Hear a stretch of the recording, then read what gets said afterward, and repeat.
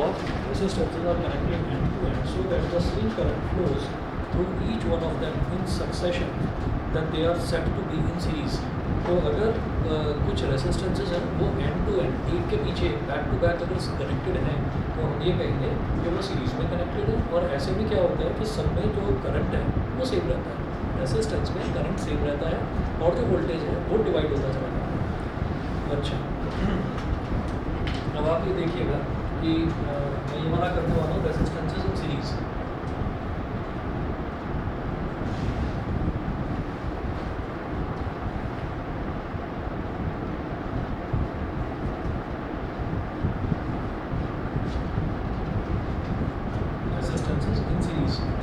Resistances in series में ये देखिएगा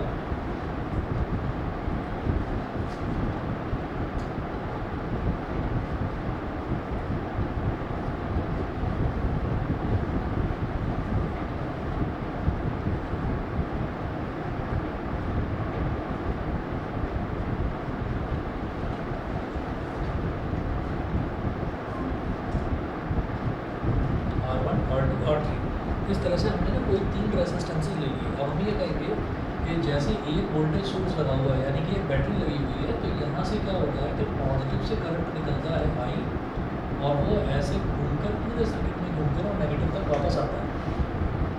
तो क्योंकि सीरीज में है, आवाज़ नहीं आ रही है, 1 मिनट रुकिए चेक करते हैं।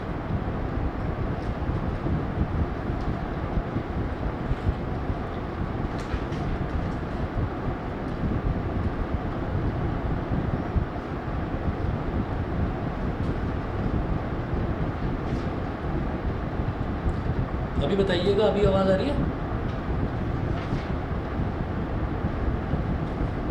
आकाश, वंश, आदित्य, दिव्यांका,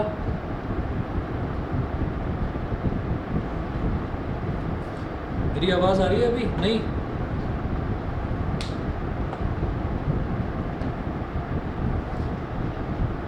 आवाज़ आ रही है?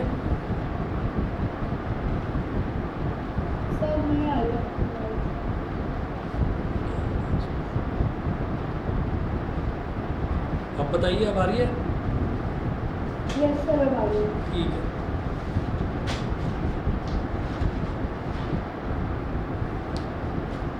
अब अगर बीच में जाए आवाज़ तो बताना।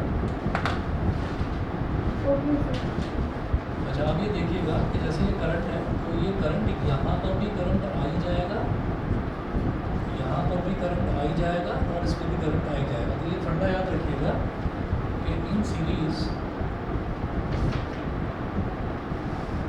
current remains same and voltage divides।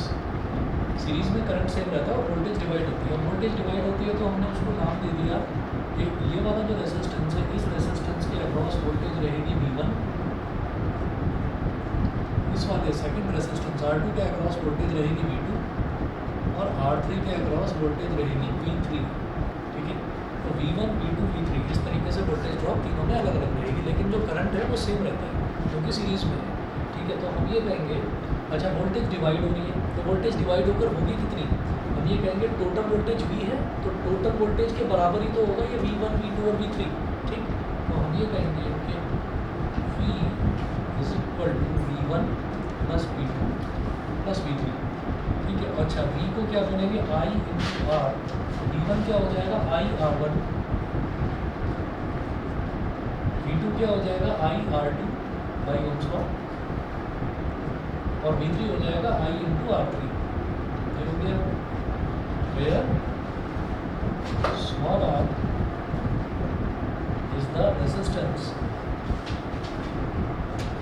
where small r is the resistance of entire circuit, is the resistance of entire circuit। पूरे के पूरे सर्किट का जो रेजिस्टेंस है उसको क्या बोलेंगे? स्मॉल r बोलते हैं।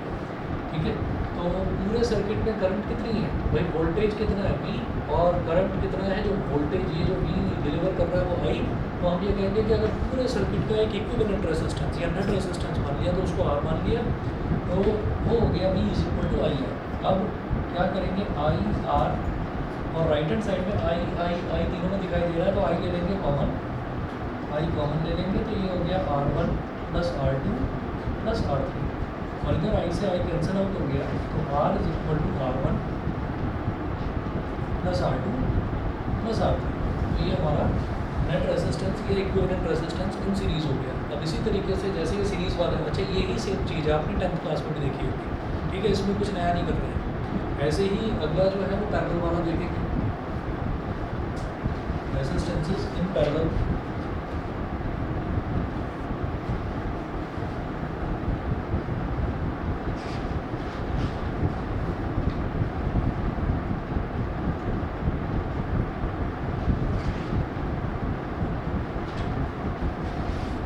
रेजिस्टेंसेस इन पैरेलल, तो पैरेलल में क्या होता है, पैरेलल में ठीक सीरीज़ का उल्टा होता है। पहली चीज़ तो ये कि पैरेलल की डेफिनेशन देखिएगा, इसमें ये होता है if a number of resistances are connected in between two common points so that each of them provides a separate path for current, then they are said to be connected in parallel। तो अगर दो same points के बीच में ही अलग अलग 1 2 3 4 कितने भी रेसिस्टेंसेस दो सेम पॉइंट्स के बीच में ही अगर कनेक्टेड है, हम ये कहेंगे तो सारे रेसिस्टेंसेस पैरेलल, ठीक है, ऐसा बोला जाएगा।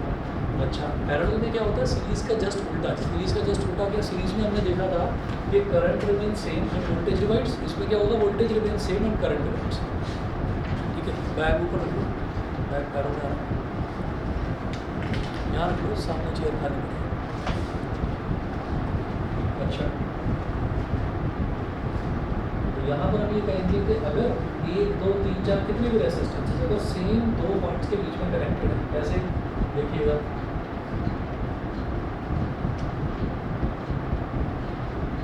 एक रेजिस्टेंस R1 हो गया, एक रेजिस्टेंस R2 हो गया,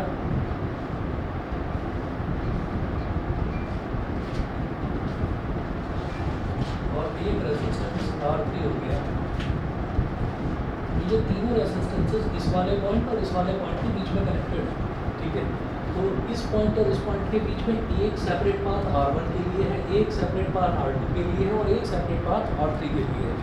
तो ये याद रखना कि पैरेलल कनेक्शन में ज़रूरी नहीं है कि मेरे को ना ऐसे पैरेलल लाइंस दिखाई दे, 1 2 3 ऐसे पैरेलल लाइंस दिखाई दे, वो कर्व लाइन भी होंगी, तो भी आपको बस ये ध्यान रखना है कि अगर हमारे पास कितने भी रेजिस्टेंसेस दे रखे हैं, अगर उनका स्टार्टिंग पॉइंट और एंडिंग पॉइंट सेम, जैसे इस रेजिस्टेंस का स्टार्टिंग पॉइंट और एंडिंग पॉइंट सेम है, इस वाले का भी स्टार्टिंग पॉइंट और एंडिंग पॉइंट यही है जो इसका था, और ऐसे ही R3 का भी स्टार्टिंग पॉइंट और एंडिंग पॉइंट वही है जो R1 और R2 का था, तो इसका मतलब R1 R2 और R3 तीनों के तीनों पैरेलल में हो जाएंगे, ठीक है।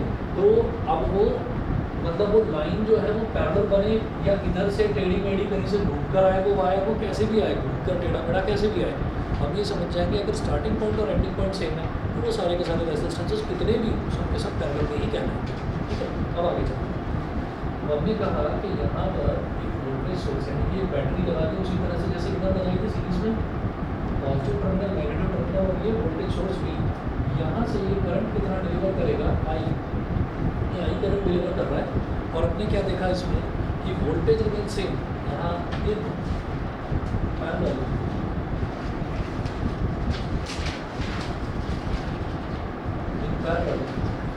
Voltage remain same,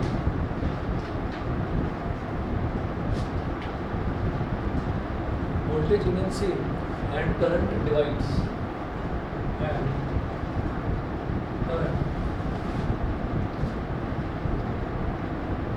divides, voltage से करंट डिवाइड होता है। तो ये जो करंट है आई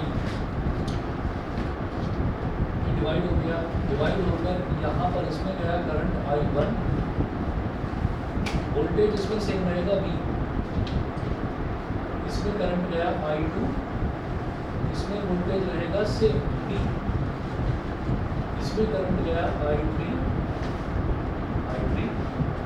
और वोल्टेज इसमें भी सेम रहेगा V, ठीक है। वोल्टेज को ना फ्लो करते हुए नहीं दिखाते कभी, वोल्टेज को ये दिखाते हैं कि इस रेजिस्टेंस के अक्रॉस वोल्टेज इतना है, तो उसको ऐसे दिखा देते हैं जैसे लेंथ दिखाई जाती है ना, एरो इधर लगाकर इधर लगाकर एक लाइन इधर लगाकर ऐसे दिखा देते हैं। इसके अक्रॉस भी वोल्टेज भी, इसके अक्रॉस भी वोल्टेज भी, इसके अक्रॉस भी वोल्टेज भी, क्या हो रहा है, करंट डिवाइड हो रहा है। तो डिवाइड हो रहा है तो कौन सा करंट डिवाइड हो रहा है, पूरे सर्किट का करंट जो आई है वो डिवाइड हो रहा है। तो डिवाइड होकर कितना हो रहा है भाई, I1 I2 I3। तो I is equal to I1 plus I2 plus I3, ये हो जाएगा भाई। जैसे यहाँ वोल्टेज डिवाइड हो रही थी तो V is equal to V1 plus V2 plus V3। अब I डिवाइड हो रहा है तो I is equal to I1 plus I2 plus I3। पूरे सर्किट का वोल्टेज V और ऐसे ही पूरे सर्किट का रेजिस्टेंस अगर R मान लिया तो V अपॉन R बन जाएगा। I1 क्या हो जाएगा by Ohm's law V upon R1, I2 क्या हो जाएगा V अपॉन R2 और I3 हो जाएगा V upon R3, V upon R3। अब इसके बाद देखिएगा कि जैसे ये V अपॉन R है तो यहाँ लिख दीजिएगा where R is the capital R is the resistance, capital R is the resistance of the entire parallel circuit। पूरे सर्किट का रेजिस्टेंस जो है वो कैपिटल R है। अब जैसे कि V अपॉन R लिखा हुआ है तो इसको लिख दीजिए V into 1 upon R, V into 1 upon R। वैसे ही यहाँ पर V तीनों में कॉमन है, तीनों में आ रहा है V, तो V को कॉमन निकाल लीजिए। V को कॉमन निकालने के ब्रैकेट में क्या बचेगा 1 upon R1 plus 1 upon R2 plus 1 upon R3। V से भी कट गया। 1 upon R is equal to 1 upon R1 plus 1 upon R2 plus 1 upon R3। ठीक है, तो अगर कहीं पर भी पैरेलल कनेक्शन दिखाई देगा तो आप का जो इक्विवेलेंट रेजिस्टेंस है उसको ऐसे बोलते हैं। नोट्स में इसको ऐसे लिखा हुआ है कि RS मतलब सीरीज का इक्विवेलेंट रेजिस्टेंस। इधर RP लिखा हुआ है, RP मतलब पैरेलल का इक्विवेलेंट रेजिस्टेंस। ठीक है, समझ गए आपको? ठीक, चलिए जी। अब इसके बाद देखिएगा, अब क्वेश्चन आ जाइए। क्वेश्चन पर पेज नंबर 40 पर हैं। A wire of resistance 4R is bent in the form of a circle as shown. A wire of resistance 4R is bent in the form of a circle as shown। तो एक wire है जिसका जो resistance है, resistance की unit तो ओम होती है। यहाँ पर रेजिस्टेंस को जो है R के टर्म्स में दे रखा है, तो उसका पूरे का रेजिस्टेंस 4R है। It is bent in the form of a circle. What is the effective resistance between the ends of the diameter. तो डायमीटर के एंड पॉइंट्स पर इफेक्टिव रेजिस्टेंस कितना होगा, इफेक्टिव मतलब ओवरऑल रेजिस्टेंस कितना होगा। तो देखिए इसको इस तरीके से करेंगे।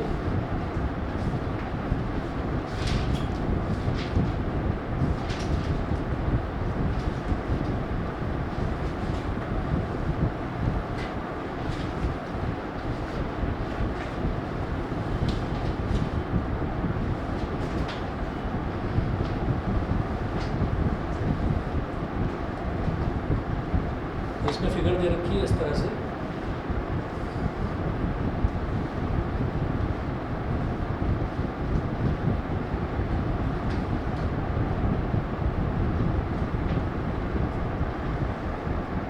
इधर लिखा है 2R और इधर भी लिखा है 2R।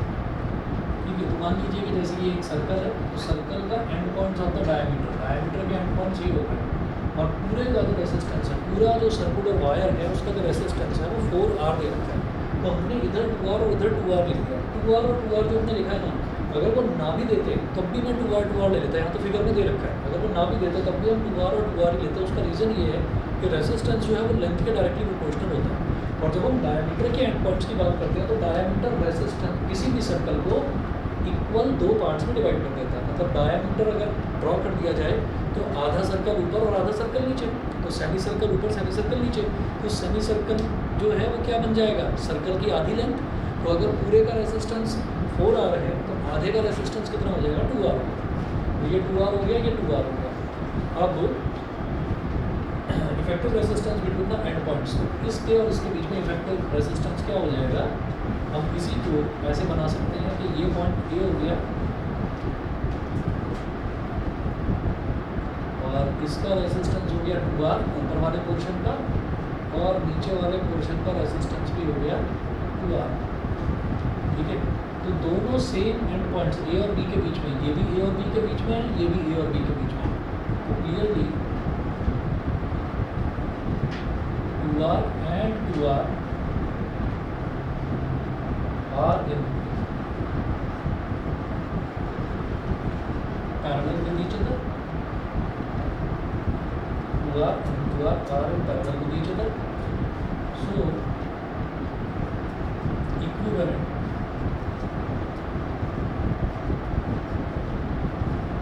रेजिस्टेंस, उसको r डैश बोल दीजिए, यहाँ पर ब्रैकेट में लिख रहा हूँ r डैश, r नहीं बोल सकता क्योंकि r कोई सीधा आना हो जाएगा 2r, 1/r dash is equal to 1/2r plus 1/2r, 1/2r plus 1/2r क्या हो जाएगा 2/2r, तो 2 से 2 cancel, 1/r dash is equal to 1/r, ऐसे को अगर लेंगे तो r dash is equal to r। ठीक है, तो equivalent resistance and points of the diameter के बीच में r होंगे। समझ गए? क्लियर? चलिए जी अगला देखते हैं, find the value of current I in the circuit shown in figure. अब अगला जो क्वेश्चन है उसमें भी आपको जो है सर्किट डायग्राम दे रखा है, सर्किट डायग्राम दे रखा है, उसी के हिसाब से यहाँ पर काम करेंगे।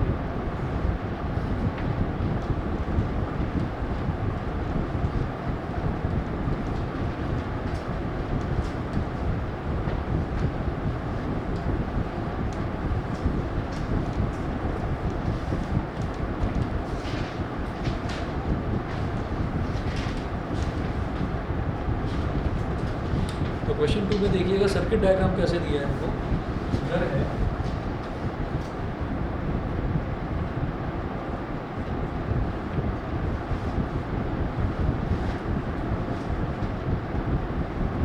वोल्ट का वोल्टेज सोर्स,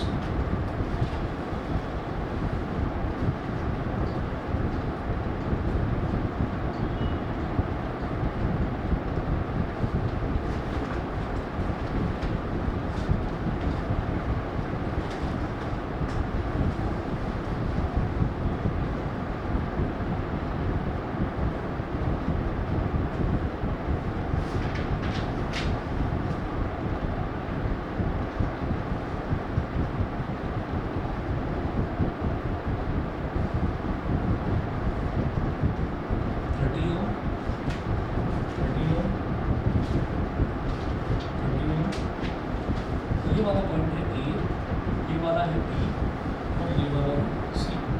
ठीक है, तो अब क्या करना है, find the value of current I in the circuit shown in figure. तो ये जो करंट आई है हमें ये बताना है, तो करंट आई हमें बताना है। तो आप ये देखिएगा कि जैसे जब भी कभी किसी सर्किट की बात करते हैं तो हम ये देखते हैं पॉजिटिव और नेगेटिव टर्मिनल, पॉजिटिव टर्मिनल को एक एंड पॉइंट, जैसे यहाँ पर एक एंड पॉइंट ए था, एक एंड पॉइंट बी था, यहाँ पर अगर ये वाला एंड पॉइंट देख रहे हैं, ये वाला एंड पॉइंट देखें तो पॉजिटिव का इम्पैक्ट यहाँ तक जा रहा है, नेगेटिव का इम्पैक्ट यहाँ तक जा रहा है। तो ये R1, R2, R3 तीनों के तीनों पॉजिटिव और नेगेटिव के बीच में है, पॉजिटिव और नेगेटिव के बीच में अटैच्ड है, यानी कि जो दो कॉमन पॉइंट्स हैं वो पॉजिटिव और नेगेटिव दे रखे हैं। तो मैं पॉजिटिव को एक एंड पॉइंट मान लूँगा, तो पॉजिटिव का इम्पैक्ट कहाँ तक जा रहा है, यहाँ तक, इधर तक जा रहा है, और नेगेटिव का इम्पैक्ट यहाँ तक जा रहा है। तो ये जो ये 30 ओम है, ये इस पॉजिटिव और नेगेटिव के बीच में हो गया।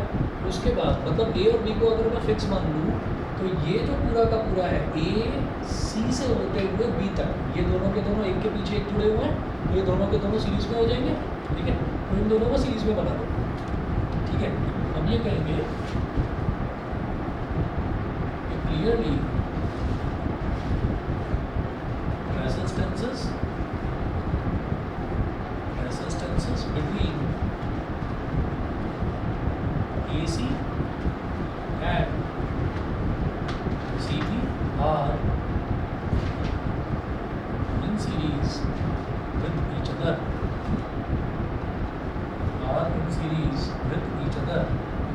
तो इसके लिए इसको R1 बोल दो, इसको R2 बोल दो, और इस वाले को R3। ये R1, ये R2 और ये R3, R1, R2, R3 तीनों का नाम दे दिए, लिखने में और समझने में आसानी रहती है।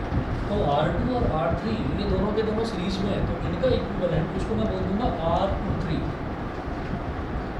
Is equal to R2 plus R3। तो R23 क्या हो गया, इन दोनों का एडिशन 30 प्लस 30 मतलब 60 ओम। ठीक ठीक है, 60 ओम हो गया। इसके बाद में अब आप क्या करेंगे, एक और इक्विवेलेंट सर्किट बनाएंगे।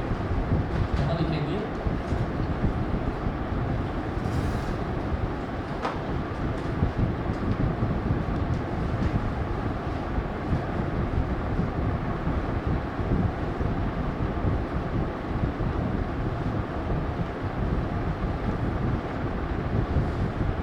Equivalent circuit.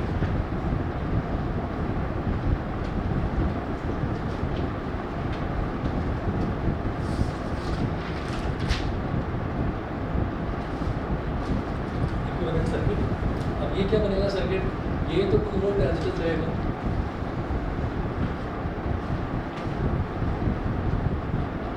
वोल्ट, ये वाला पॉइंट भी रेजिस्टेंस रखिए,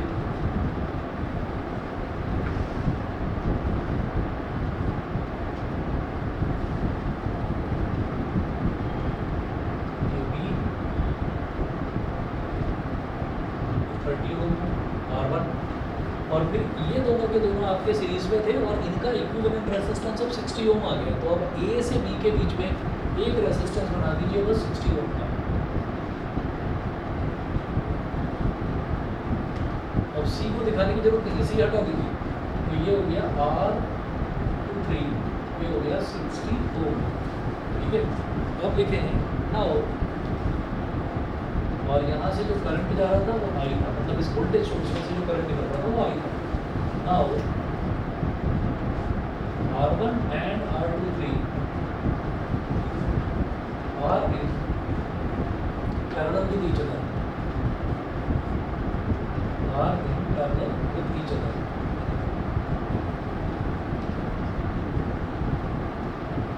So अब इसके अलावा तो कोई रेजिस्टेंस बचा ही नहीं ना पूरे सर्किट में, ये इन दोनों के अलावा तो कोई रेजिस्टेंस नहीं बचा। तो जब इनका इक्विवेलेंट रेजिस्टेंस निकालेंगे तो वो पूरे सर्किट का ही इक्विवेलेंट रेजिस्टेंस आ जाएगा, तो उसको R बोल दीजिए, सीधा सीधा उसको R बोल दीजिए। So 1/R is equal to 1/R1 plus 1/R23, ठीक।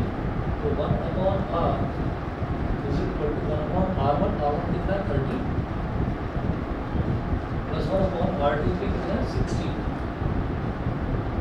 1/R इज इक्वल टू 30 और 60 का एलसीएम 60, 30 2 जा 60, 2 1 जा 2, 60 1 जा 60, 1 1 जा 1। तो 1/R इज इक्वल टू 3/60, 3 1 जा 3, 1/R इज इक्वल टू 1/20, मतलब R इज इक्वल टू 20 ओम। तो रेजिस्टेंस R जो है वो किसके बराबर आ गया, 20 ओम के बराबर आ गया। इसके बाद देखिएगा पूरे सर्किट का रेजिस्टेंस 20 ओम, पूरे सर्किट का वोल्टेज 2 वोल्ट, ठीक है। तो हम ये करेंगे नाउ बाय ओम्स लॉ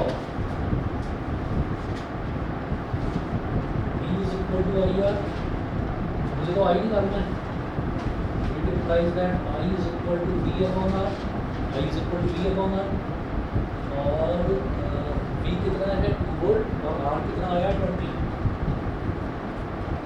2/22 1 जा 2 करता है 1/10,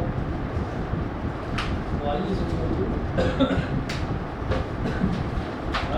टू 0.1 एम्पियर, ठीक है। करंट कितना आ गया 0.1 एम्पियर, ठीक है जी, क्लियर। तो तुम दोनों इधर आ जाओ, पीछे से दिखाई नहीं दे रहा होगा ये दोनों चेयर खाली, ठीक है।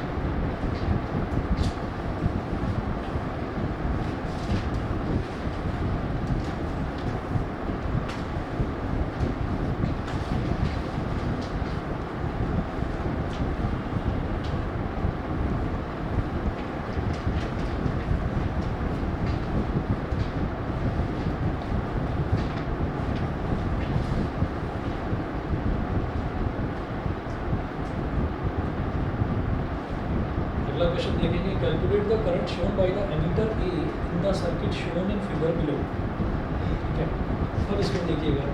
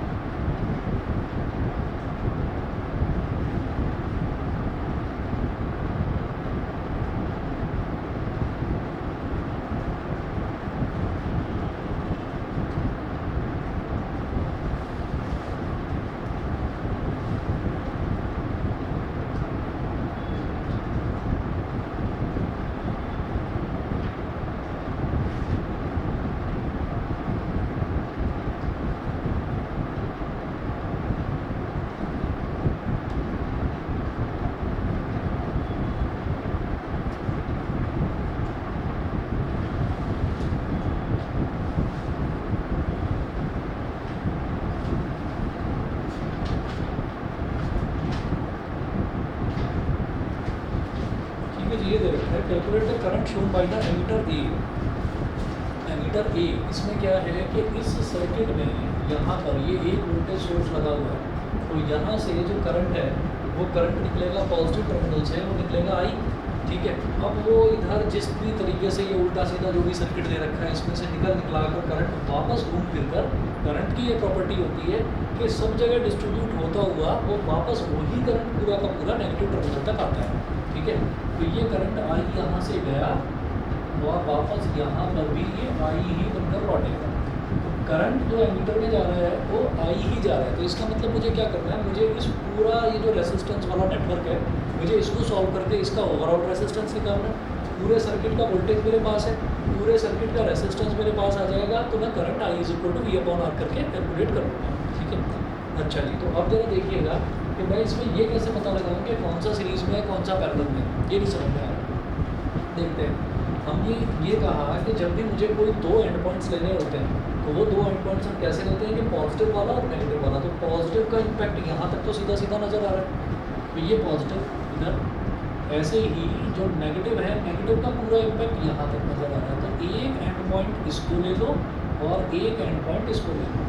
तो अगर मैं इस वाले 10 ओम और इस वाले 10 ओम की बात करूँ तो ये जो वायर है ये वायर ऐसे घूम कर आ रहा है और ये वायर ऐसे घूम के आया, तो ये एक एंड पॉइंट है और ये एक और एंड पॉइंट हो गया। तो इस एंड पॉइंट और इस एंड पॉइंट के बीच में 10 और 10 ओम ये दोनों के दोनों पैरेलल पे हो गए, ठीक है। जब भी कभी कोई वायर है ना, जैसे मान लीजिए पैरेलल में जुड़े हुए हैं वायर, तो उस वायर को टेढ़ा मेढ़ा उल्टा सीधा कैसे भी घुमाकर आप कहीं पर भी ले जाओ, लेकिन उसका स्टार्टिंग पॉइंट और एंड पॉइंट अगर फिक्स है ना, तो हम ये कहेंगे कि वो किसी दूसरे रेसिस्टेंस के साथ में पैरेलल नहीं रहेगा।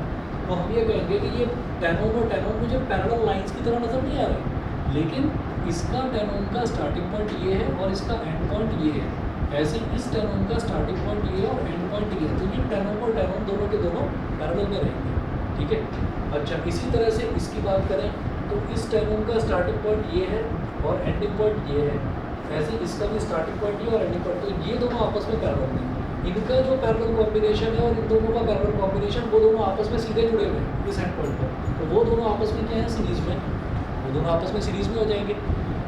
वो जो सीरीज़ में आएगा वो इसके साथ और इसके साथ पैरेलल में होगा, ठीक है। मैं एक बार इसका इक्विवेलेंट सर्किट डायग्राम बना दूँ, देखिएगा इक्विवेलेंट सर्किट।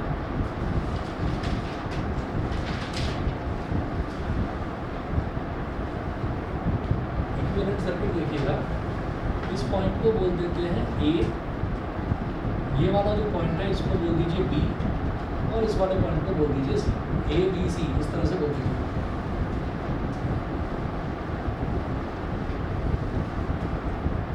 ए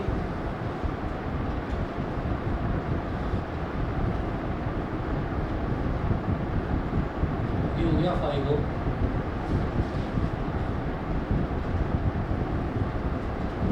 ये 10 ओम,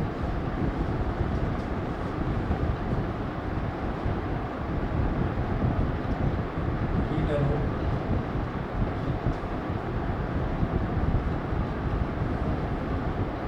ये 10 ओम,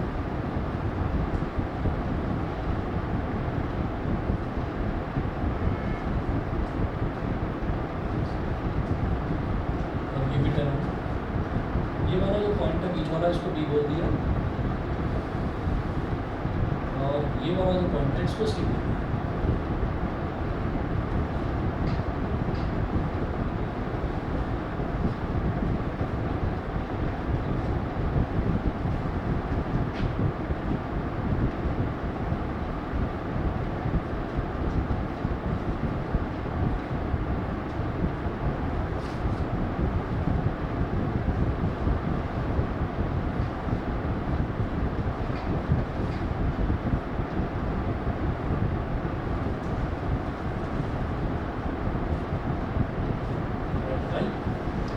ठीक है जी, अब सर्किट डायग्राम बता दीजिए, समझ में आ गया, ठीक है।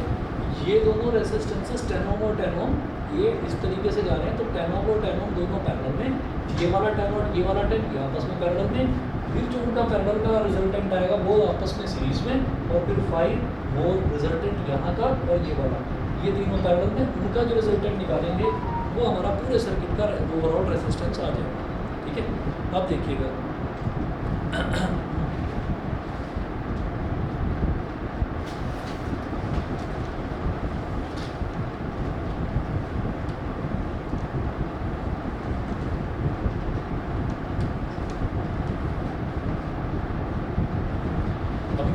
इनको नाम दे दो आप, ये R1 R2, ऑनलाइन वालों को दिखाई दे रहा है, ज़्यादा छोटा तो नहीं लिख रहा हूँ, ये R1 R2 R3, ठीक है। इसको बोल दीजिए R4, इसको बोल दीजिए R5 और इसको बोल दीजिए R6।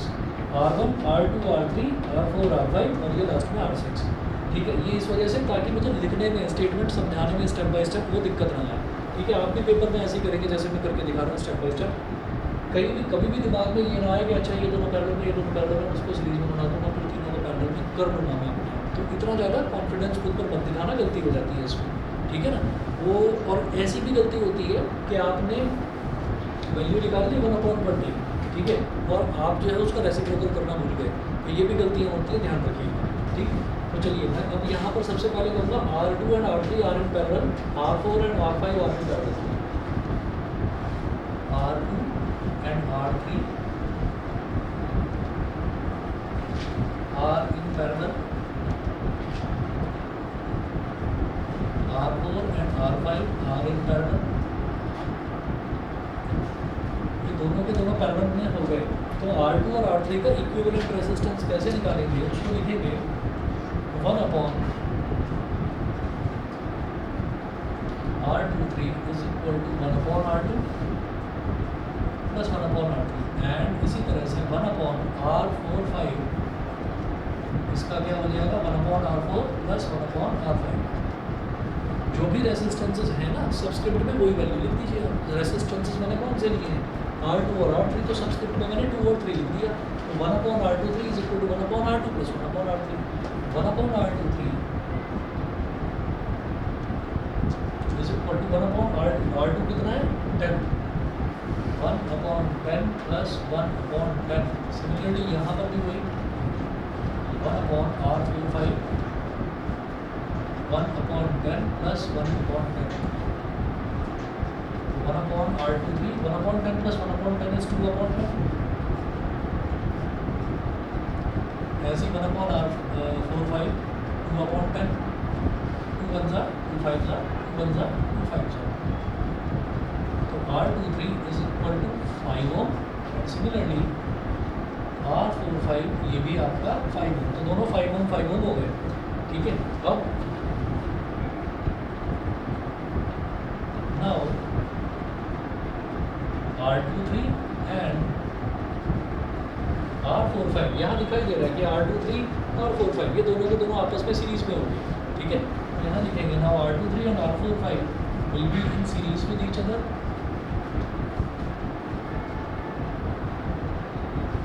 will be in series with each other, so R2345 मान लीजिए R2345 is equal to R23 plus R45, series में तो दोनों ऐड हो गए, तो 5 और 5 दोनों ऐड हो गए। इसका इक्विवेलेंट 5, इसका इक्विवेलेंट 5, दोनों आपस में एक के पीछे एक जुड़े हुए हैं, तो R23 और R45 दोनों को ऐड कर देंगे तो 5 + 5 10 होगा, ये हो जाएगा 5 + 5 10 ओम, इतना हो गया। उसके बाद जो है इक्विवेलेंट सर्किट बनाएंगे।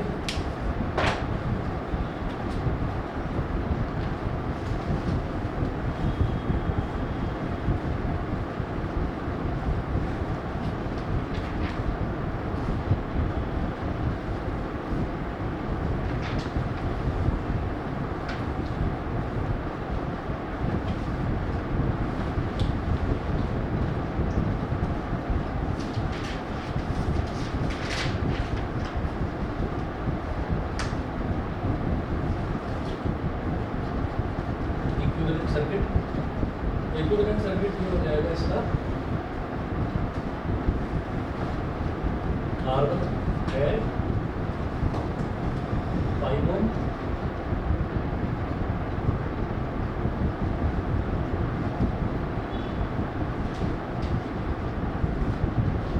R2345 ये कितना आया 10 ओम, R2345 ये कितना आया 10 ओम, और तीसरा रेजिस्टेंस है R6 ये कितना है 5 ओम।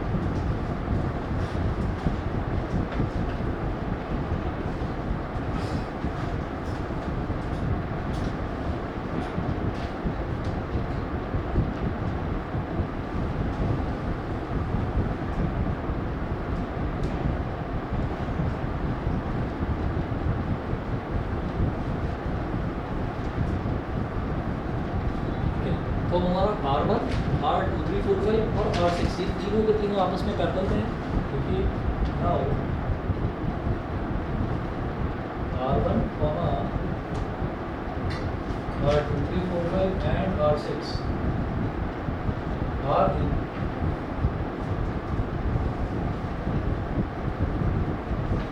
parallel with each other, are in parallel with each other. So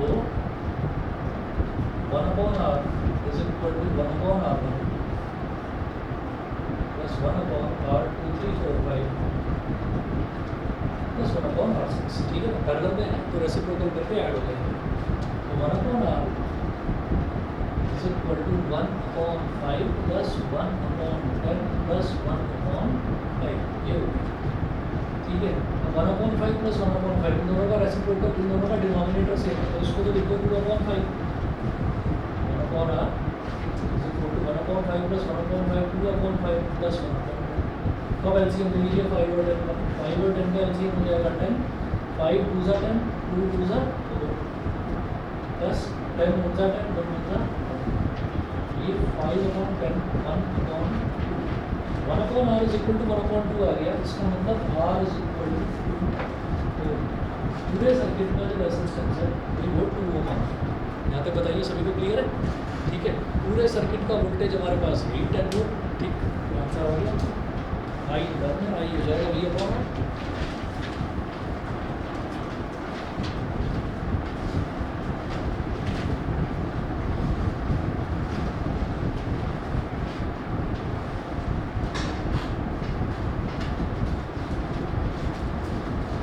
Y Ohm's law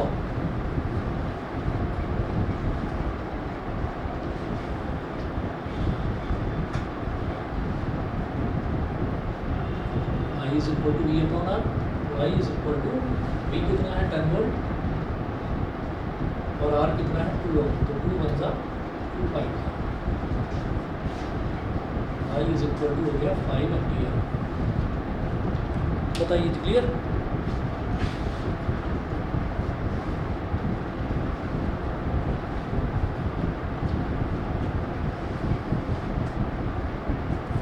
इसका आंसर है। अगला भी बहुत सोचने वाला क्वेश्चन है, जैसे ये वाला है ना, इसमें आप ये ध्यान रखिएगा कि हमने किस तरीके से दो जो रेजिस्टेंस जो कि डायगोनल दिखाई दे रहे थे वो दोनों आपस में पैरेलल में थे, और इधर वाले जो दो थे वो भी आपस में पैरेलल में थे। तो इस क्वेश्चन में ये चीज़ याद रखने वाली है। अभी दूसरा क्वेश्चन बताते हैं जो अगला है। हाँ जी, फोर्थ क्वेश्चन देखिएगा, what is the equivalent resistance between points A and D of the circuit shown in the figure below.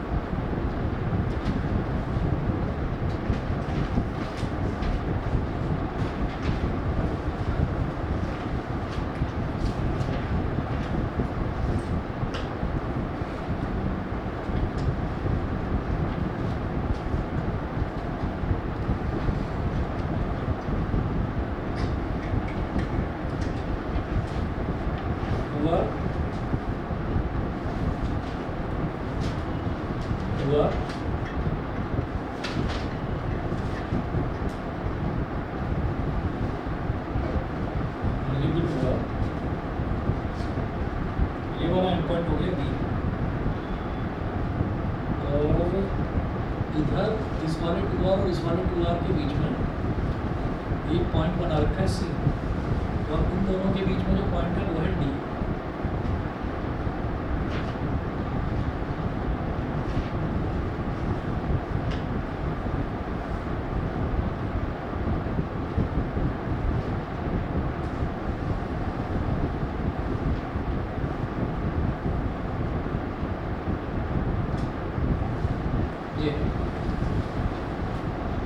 What is the equivalent resistance between points A and B of the circuit shown in the figure below? Equivalent resistance बताना है, ठीक है। तो अब देखिएगा इसमें पता क्या है, अब इस क्वेश्चन में ये नहीं समझ में आ रहा कि इनको सीरीज में है या पैरेलल में है, और ये जो वायर कनेक्ट करी गई है यहाँ पर, सिंपल जो वायर कनेक्ट करी गई है, इस वायर का मतलब क्या है। आप ये देखिए कि अगर मेरे से ये बोला जाता कि ए और बी के बीच में सीधा सीधा, इन्होंने ये बोला है ना कि what is the equivalent resistance between point C and B of the circuit shown in the figure below, तो ए और बी अगर ऐसे सीधे सीधे जुड़े रहते हैं, अगर सीधा वायर जुड़ा हुआ है, तब तो हम ये बोल देंगे कि तीनों के तीनों सीरीज में हैं, ठीक है। लेकिन ये जो वायर जोड़े गए हैं, ये इस तरीके से, इसका मतलब क्या है? इसका मतलब ये है कि ये जो ए पॉइंट है, ये ए पॉइंट सीधा का सीधा डी से कनेक्टेड है, तो ए डी के साथ शॉर्ट हो रखा है, यानी कि पॉइंट ए बोलो या पॉइंट डी बोलो, एक ही बात है। यहाँ पर लिखिएगा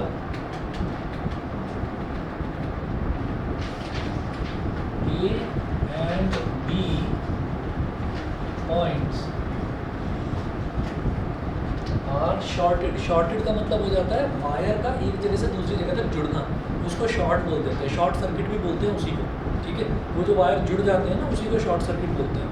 तो A and B points are shorted, shorted यानी कि connected, are shorted by a wire, full stop. Similarly C and B are also shorted by another wire.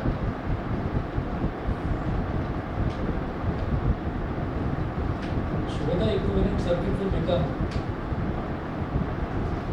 so the equivalent circuit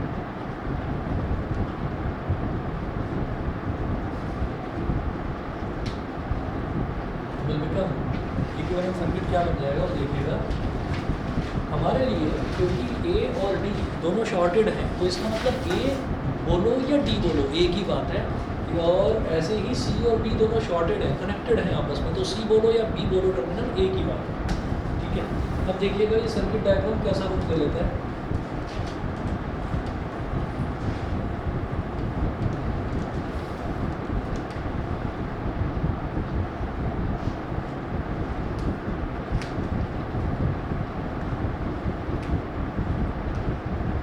equivalent circuit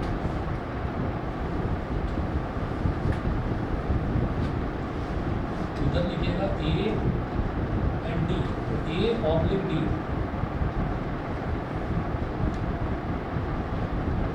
A oblique D, ऐसे ही इस तरफ लिखिएगा C oblique B. अब जरा देखो ए और सी के बीच में रेजिस्टेंस क्या है? 2R है। ए ये है और सी ये है, ए और सी के बीच में रेजिस्टेंस 2R है, ऐसे बना।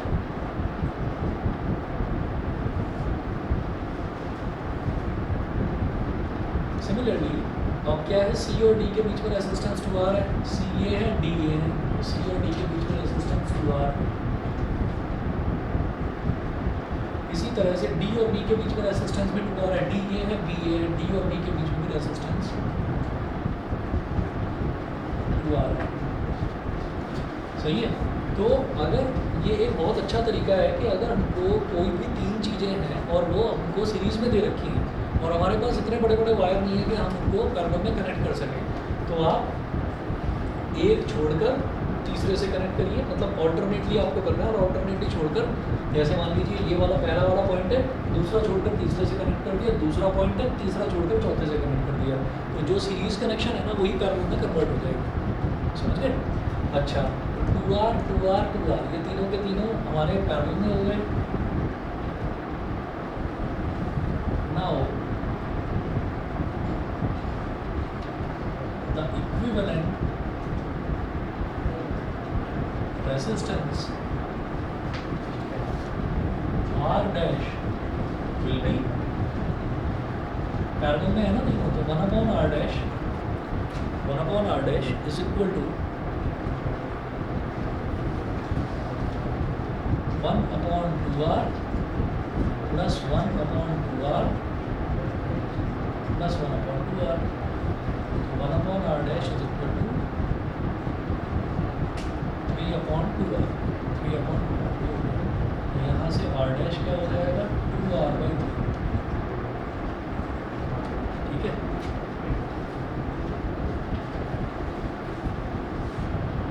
R/2 लिखा हुआ है, गलत हो गया। R/2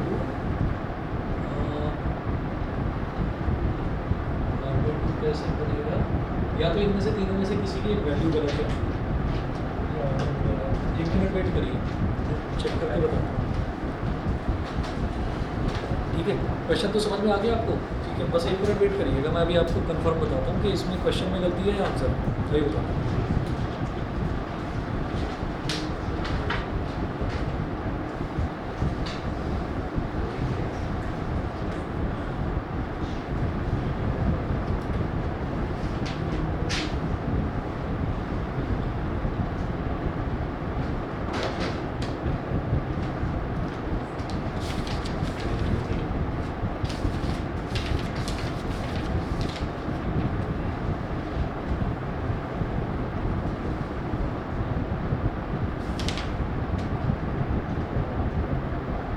हाँ जी, ये ठीक कर लेना, ये जो तीसरा वाला रेसिस्टेंस है ना, ये 2R नहीं है, ये R है, इसको ठीक कर लीजिए। जिनके पास हार्ड कॉपी है नोट्स की वो उसमें काट कर ठीक कर ले, और जो आपने सॉल्व करा वहाँ पर कर लीजिए। तीसरा वाला जो रेसिस्टेंस है ये R है, तो 1/2R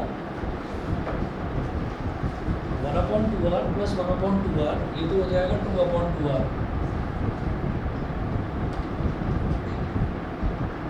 ठीक है, ये तो हो जाएगा 2/2R। लास्ट का 1/R है, 2 से 2 कैंसिल आउट हो गया, 1/R dash is equal 1/R plus 1/R क्या हो गया 2/R, तो यहाँ से R डैश कितना हो गया R/2। ठीक है, ये है बस, इसमें इस वजह से हमारा आंसर गलत आ रहा था, क्योंकि ये तीनों को मैंने 2R लिख दिया। ठीक है जी, तो आज इतने कर लीजिए, और टेस्ट आपका मैं बता दूंगा आपको, या तो परसों रख लेंगे और या फिर मंडे को बता दूँगा। ठीक है, मतलब करना वहीं तक है जहाँ तक बोला था, मोबिलिटी तक ही करना।